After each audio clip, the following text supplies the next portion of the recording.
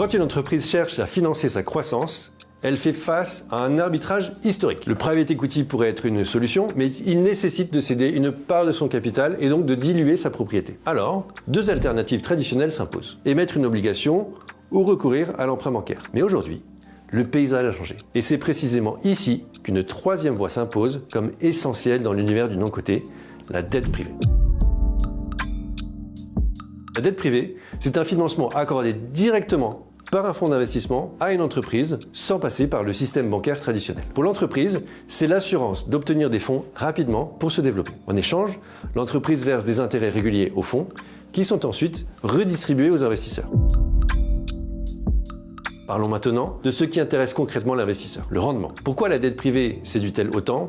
D'abord, pour sa performance. Comme ces financements sont sur mesure et hors des marchés cotés, ils offrent une prime d'illiquidité. En clair, votre capital est bloqué, mais en échange, le rendement cible est souvent plus attractif que celui des obligations traditionnelles. Ensuite, pour sa régularité. Contrairement aux actions où l'on attend une plus-value incertaine à la revente, la dette privée génère des flux de trésorerie réguliers. L'entreprise rembourse ses intérêts chaque trimestre, chaque semestre ou chaque année, offrant ainsi une vraie visibilité à l'investisseur.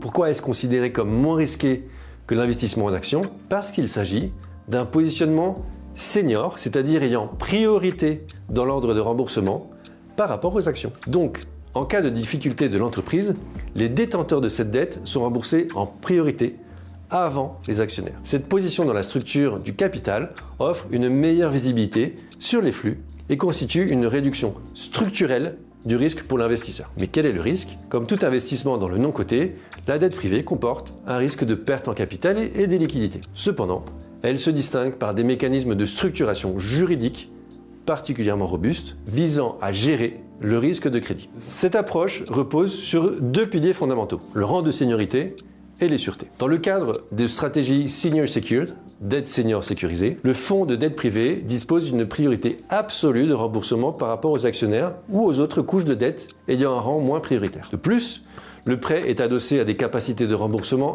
avérées, des actifs de qualité ou la récurrence des revenus par exemple. Prenons un exemple concret. Une PME souhaite acquérir un concurrent, mais fait face à des critères ou des délais bancaires trop restrictifs. Elle se tourne vers un fonds de dette privée qui lui octroie un financement de 10 millions d'euros. Chaque trimestre, l'entreprise verse des intérêts au fonds qui vous les redistribue. À l'échéance du contrat, elle rembourse le capital. En conclusion, la dette privée s'impose comme un moteur de rendement régulier au sein d'un cadre de risque maîtrisé par des garanties sur les actifs de l'entreprise. Pour en savoir plus et accéder à toutes nos vidéos, rendez-vous sur opalcapital.com.